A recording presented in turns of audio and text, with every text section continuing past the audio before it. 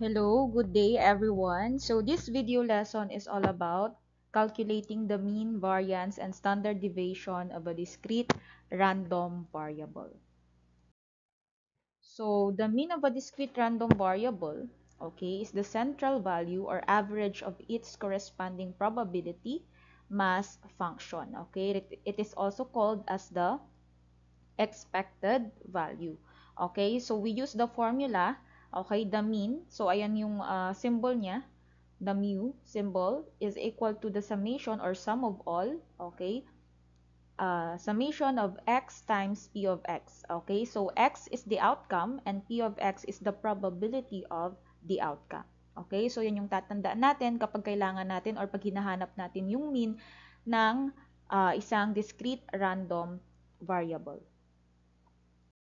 Next is the variance and the standard deviation, okay? So the variance, okay, and standard deviation describe how scattered or spread out the scores are, okay, from the mean. So ito yung pagitan niya, okay, kung baga. So the variance is denoted by the symbol, ayan siya, yung symbol natin, okay, bilugan ko. Yan. So yun yung symbol natin. So para siyang O na may buntot tapos squared, okay? So ang formula natin, okay, when we are looking for variance is equal to the summation of x minus m squared times p of x. So, ito siya, okay? Then, pag standard deviation naman yung hinahanap natin, i-square root nyo lang yon. Okay? So, pag nahanap nyo, o for example, ang variance natin ay 4, i-square root nyo lang yun yung standard deviation. So, magiging 2 yun. Okay? Example lang yon. So, ito yung formula natin. Okay? So, ito yung symbol niya kasi nga square root lang natin kaya naalis din yung square sa taas. Okay? Nung sa symbol ng variance natin. Okay? So, ito lang yun. Okay? Symbol ng variance, mean, ayan, standard deviation, and then yung p of x natin, of course, yung probability ng outcome. Okay? Okay, so here's the first example. The number of computers sold per day at a local computer store, okay, along with its corresponding probabilities is shown in the table. Okay, so ito yung given probability distribution table natin. Okay, so we have to find for the mean, variance, and standard deviation. Okay, so what are we going to do first? Let's just put the values here, okay, sa ating table, the values of x. So we have 0, 2, 5, 7, and 9. And then for the p of x, its corresponding p of x, we have 0 0.1, 0 0.2, 0 0.3, 0 0.2, and then also 0 0.2. Okay? So, since the formula, okay, in finding the mean, okay, is the sum of the values, okay, you computed in this column. Okay? As you remember, okay, again, the formula in finding the mean, so let me just write here, is the summation of the x times p of x. Okay? So, kukunin muna natin isa-isa yung value nito dito. So, imumultiply natin yung x, okay, sa p of x. Okay, so first we have 0 times 0.1. That is 0. Of course, any number you multiply, okay, by 0, the answer is 0. Next, 2 times 0.2 is 0.4. Okay, then 5 times 0.3 is 1.5. 7 times 0.2, 1.4. 9 times 0.2, we have 1.8.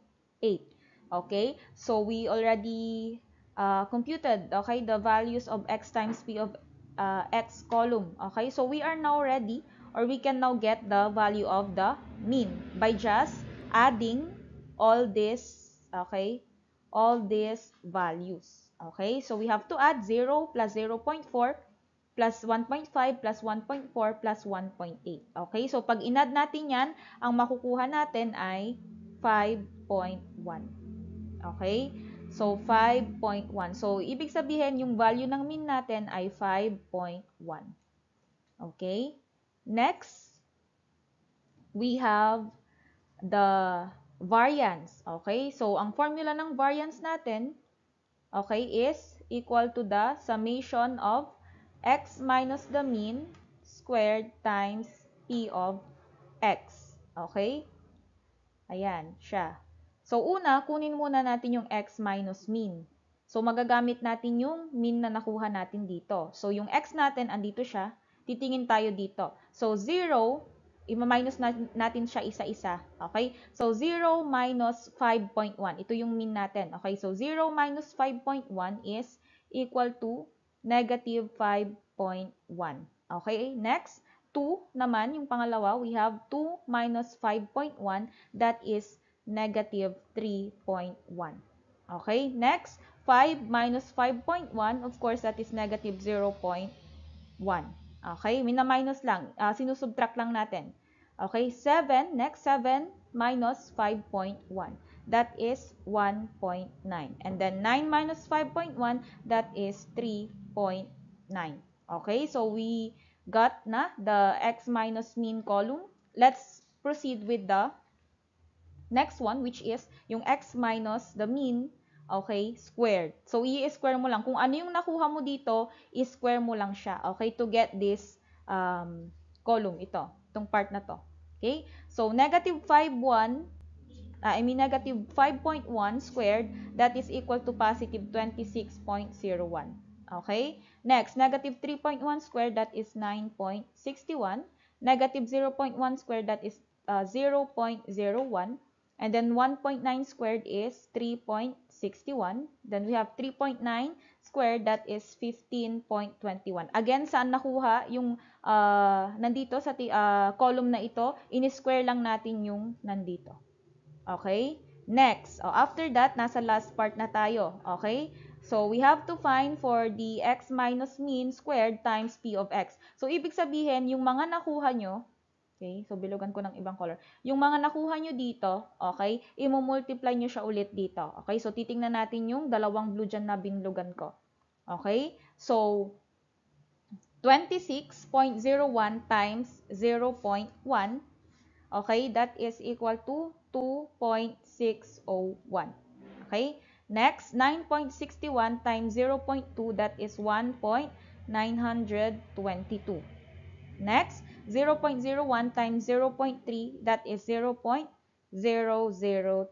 Okay, then next we have 0.2 times 3.61, that is 0.722. And then we have the last one, 15.21 times 0.2, that is 3.042. So, complete na siya. Okay, so kunin nyo lang yung sum nito. Okay, then makukuha na natin yung variance kasi nga, ayan o, sum of this column lang yung formula ng ating variance. Okay, so pag inad natin yan, 2.601 plus 1.922 plus 0.003 plus 0.722 plus 3.042, okay, ang makukuha nating sagot ay 8.29. So, sakto siya na 8.29. Hindi natin siya ni-round off. Okay? Then, after nyan, syempre, okay, ano ba ang formula ng standard deviation? I-square root mo lang. Okay? So, yung nakuha nating variance ay 8.29. Okay? I-square root mo lang yon. Okay? So, square root of 8.29 or that is equivalent to, we have 2.88. So, i-round off natin into 2 decimal places. Okay? So, therefore, okay, kompleto na yung ating sagot. So, our mean is 5.1, our variance is 8.29, and our standard deviation is 2.88, okay, for this probability distribution. Okay? So, that's for our example number 1.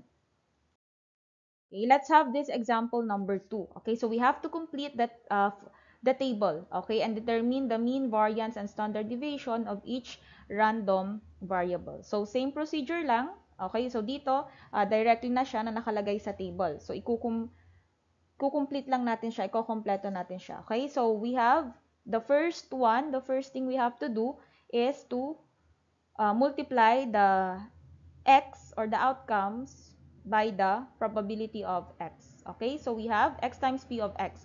So, 30 times 0.2, that is equal to 6. Okay? Then, minumultiply lang natin yung x at yung p of x. So, 33 times 0.2, that is 6.6.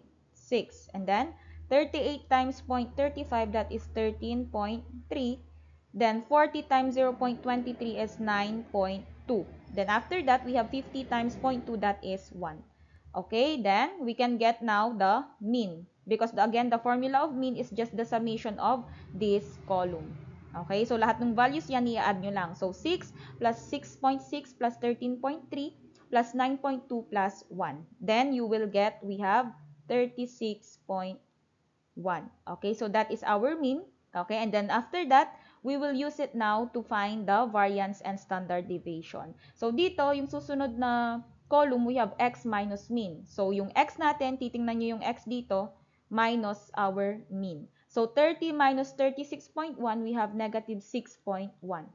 And then 33 minus 36.1, we have negative 3.1.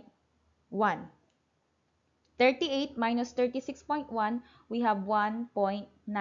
And then 40 minus 36.1 is equal to 3.9. And then 50 minus 36.1 is equal to 13.9.